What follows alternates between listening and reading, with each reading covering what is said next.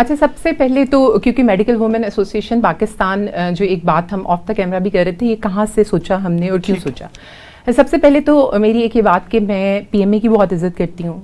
मैं जो young doctors association है, मैं उनको भी मानती हूँ, वो उनकी एक आवाज़ है और एक बहुत स्ट्रॉन्ग आवाज़ है। इसी तरह से जितनी भी मेडिकल की एसोसिएशंस हैं, चाहे वो पाकिस्तान पीडियाट्रिक एसोसिएशन है, PSIM है, वो सारी बहुत फाल हैं। उन्होंने किया है, कंट्रीब्यूट किया है, ये एजुकेशन में भी आगे चल रही हैं, रिसर्च में भी, और पूरी दुनिया में भी रिप्रेजेंट कर रही हैं। अब जहाँ पे बात आती है मेडिकल वुमेन एसोसिएशन पाकिस्तान की, अब एक मेडिकल वुमेन इंटरनेशनल एसोसिएशन है जिसमें पूरे दुनिया से कंट्रीज की वुमेन रिप्रेजेंट करती हैं, हेल्थ प्रोफेशनल।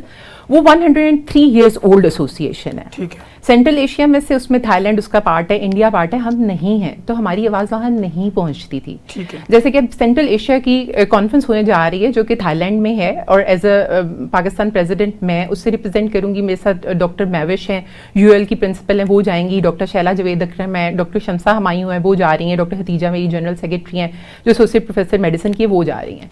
अब मैं आपको एक से बात बताती हूँ, उसमें इंडिया भी है, थाईलैंड भी है। उस पर LGBTQ का एक था और पाकिस्तान ने उसको स्ट्रांगली अपोज किया कि हमने उससे कहा कि हम ये नहीं, हम वी डोंट कंसिडर के जो LGBTQ कम्युनिटी है वो वुमेन का एक पार्ट है। मैं मानती हूँ कि अल्लाह ताला ने जिसको ना मर्द बनाया ना औरत बनाया, बीच का बनाया, उनके भी हकूक हैं, लेकिन ना वो हम शीमेल की बात कर रहे हैं, ना वो जो आजकल हमले भी बड़े कर रहे हैं, वो चाहे वो ये वाली उनके राइट्स भी होने चाहिए ना, उनकी भी कुछ नीड्स हैं, उनके हेल्थ इश्यूज होंगे।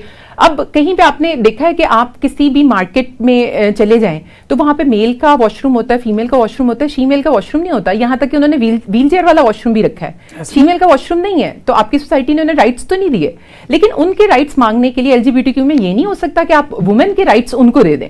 ये नहीं मैं बर्दाश्त करूंगी कि वुमेन के वॉशरूम में जो एक ट्रांसजेंडर है, जो मेल पैदा हुआ था और उससे ख्याल आया कि मैं फीमेल हूं, तो वो मेरे फीमेल्स के वॉशरूम में भी घुसे। इसी तरह से उनके भी हेल्थ इश्यूज हैं ये, लेकिन हम उसको LGBTQ को हम उस तरह से फीमेल के अंदर एक्सेप्टेंस में, या जो भी जैसे भी जो हमारी अखलाकियात थी, जो हमारी कल्चरल वैल्यूज थी, हमने वहां पे स्टैंड लिया और उनको वो चीज विड्रॉ करनी पड़ी। तो ये एक पावर है, एक आवाज की पावर है। अगर हम चाहते हैं कि हमने दुनिया के साथ चलना है तो हमारी आवाज दुनिया में सुनाई भी देनी चाहिए, और इंडिया भी उसका पार्ट है। और इंडिया तो 1907 से उनकी एसोसिएशन है।